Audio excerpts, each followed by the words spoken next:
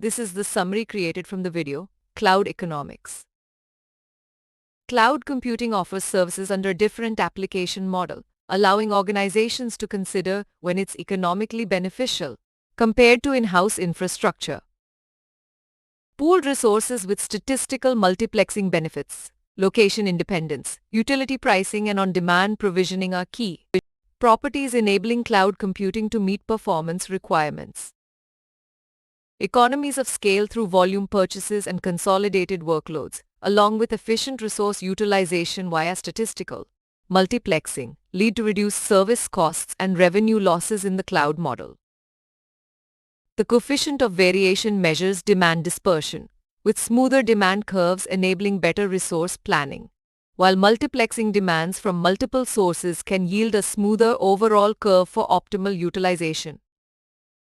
Location independence allows demands to be met from anywhere, but latency concerns arise due to distance, network hops, and routing, leading to a paradigm shift in service delivery over networks. Utility pricing makes the cloud more economical when the peak-to-average demand ratio exceeds the utility premium, with hybrid models useful for handling baseline demands in-house and peaks in the cloud. On-demand services minimize penalties from underutilized resources by provisioning based on actual demand, with penalties calculated by integrating demand minus resources over time. An assignment analyzes a scenario with peak demand of 120 units and a resource provisioning formula, calculating penalties and drawing inferences about service delivery and cloud economics.